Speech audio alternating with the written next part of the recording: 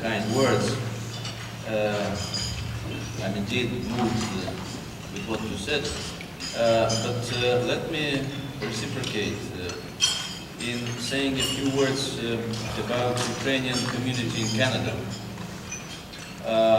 Since I know this friendly community for many years, and I would like to use this opportunity to express my gratitude to Ukrainian community in Canada, which for many years before Ukrainian independence was keeping Ukrainian culture, Ukrainian language, and was trying to bring to the Canadian, white Canadian society, history of Ukraine, of our country. And it was Ukrainian community which in the first months and years of Ukraine's restored independence helped Ukraine. I remember that it was Ukrainian Canadians or Canadian Ukrainians who helped to establish foreign policy infrastructure here in Canada for young Ukraine. We did not have neither resources nor possibilities to establish our embassies. And this was Ukrainian community which made a gift to the government of Ukraine by buying 2 premises in Ottawa, which are still serving as the premises of our embassy and of the consular section here in Ottawa. So, after this introduction, I would like to say that Ukraine is a distinctive country. Although many of you knows a lot about Ukraine, but I will disclose to you one distinctive feature of Ukraine. That is to be consistent throughout 20 years, and throughout these 20 years to be at a crossroads. And in this sense, Ukrainians are a unique nation, and Ukraine is a unique country. For 20 years ago, we were wondering, what is Ukraine? And still today, after 20 years, we are putting the same question, what is Ukraine? And in this sense, we are a unique nation. Unlike our neighbors in Central and Eastern Europe, unlike Baltic states, Ukrainians are still discussing where to go, which way to choose, and that is a greatest pity. Does that mean that Ukrainians are the people which, for whom it is very difficult to make a choice? I dare to say no, because Ukrainians demonstrated for centuries their quest for freedom and independence by fighting. And these were Ukrainians who in 1990 approved a unique systemic document known as Declaration on State Sovereignty. And in this document, Ukrainians were the only one among the countries of the former Soviet Union which defined the strategy of building a state. And with its foreign policy fundamentals, with its internal policy fundamentals. Also, in 1991, when the former Soviet Union disrupted, these were only Ukrainians who dared to conduct a referendum, nationwide referendum, to confirm the decision of the Parliament of Ukraine about independence. So the only one out of all Soviet Union republics dared to do this. But after that, after restoring independence, Ukrainian political elite is demonstrating inadmissible kind of dualism in its policy. On the one hand, it defined from the very beginning its independent foreign policy, and with the European and Euro-Atlantic integration as strategic objectives. of this country. And this was the only country on the territory of the former Soviet Union which has made this choice. But on the other hand, political elite was struggling, was discussing well, another dilemma, a pro-Russian dilemma.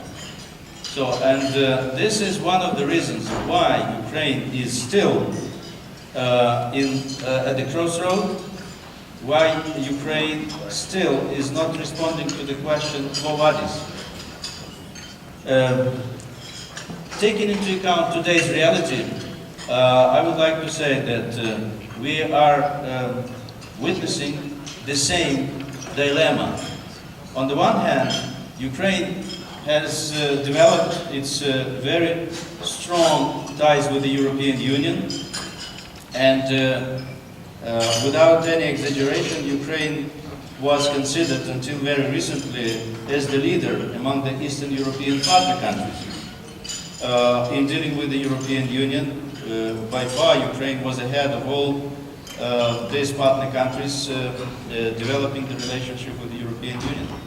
And last year we reached the logic point of our deliberation with the European Union.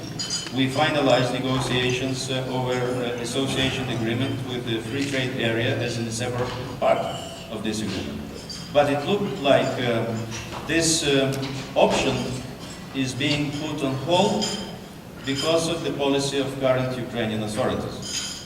And I dare to say that we may expect this month initialing of this document, association agreement, since all technicalities are over, but most probably this agreement will not be signed and will not be ratified by the end of this year. And all this because of this policy of the current authorities, which is oppressing and repressing the opposition, jailing Yulia Tymoshenko, Yuri Lutsenko, and this is one of the features. And what is the dilemma for these authorities? The dilemma is to join custom union with Russia, Belarus, and Kazakhstan. So this is the question mark where current Ukrainian authorities are leading Ukraine to. One may ask, what are the reasons why Ukraine is still debating the issue for what is? To my mind, this was a combination of different reasons. One of them is the lack of statehood building.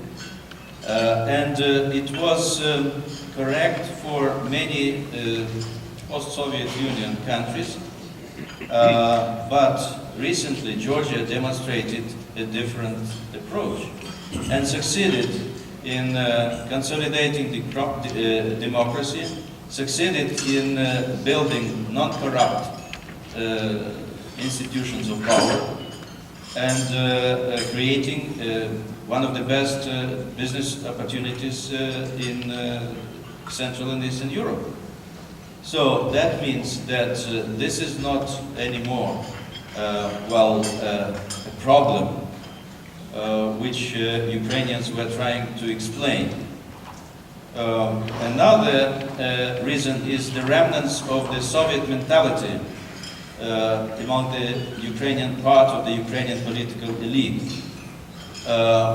One other reason is the reason which doesn't exist neither in Georgia nor in any Central and Eastern European country, that is the presence of a huge, rather influential and guided from abroad fifth column in Ukraine. So this is one of the serious problems. Well, the lack of rule of law traditions in Ukraine also is one of the problems. The presence in the Ukrainian political scene, two opposite, the strongest political forces, which are demonstrating opposing and are adherents to opposing values and objectives. I mean, those who are currently in power and the democratic forces who happen to be through different tricks in the opposition. Of course, Russia factor is a factor which is also contributing a lot into this problem of choice for Ukraine. And last but not least, the position of the leading European nations, which are reluctant for many years to recognize Ukraine's quest of under different presidents, under different governments, to join European Union and to join NATO. So all these factors, to my mind, contributed to this difficult question Ukraine is still facing for after 20 years of independence. So what to be done under these circumstances? To my mind, Democrats have to be on the level of their responsibility and the expectations of the society. So the Democrats have to be united. So it looks like it is the case, and recently Ukrainian Democrats got united over the one same platform of principles, and we are demonstrating the consistency in being together and preparing the society for the next parliamentary elections.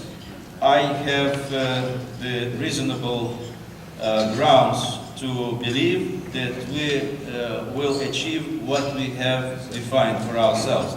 That is to get majority in the next Ukrainian parliament, 28th of October.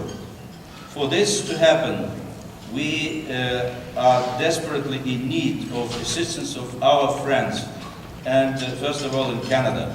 Let me remind you that the international observers group from Canada was the biggest, 1,500 during the dramatic presidential elections in 2004.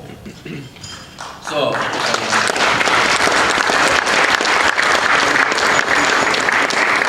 thank you. Today, during the testimony before the Foreign Affairs Committee in the Canadian Parliament, I said on behalf of the Ukrainian opposition that we do expect that Canadian Parliament, Canadian government will do its utmost in order to help to organize the biggest or comparable group of observers from Canada. That is no less than 1,500.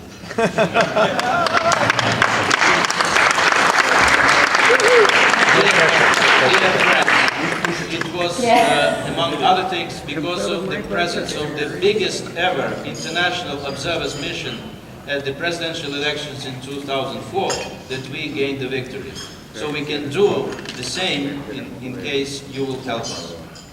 And we are going to do our job.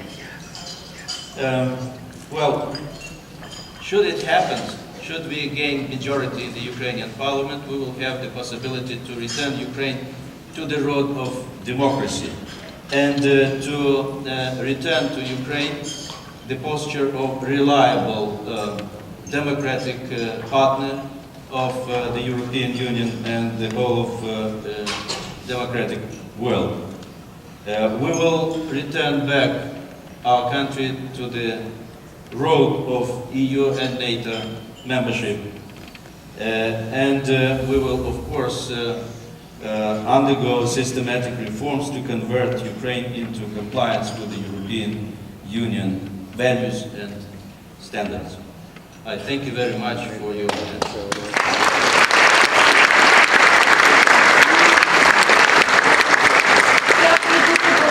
And one of the things I've always liked about Curtis is he has big ideas, but he's also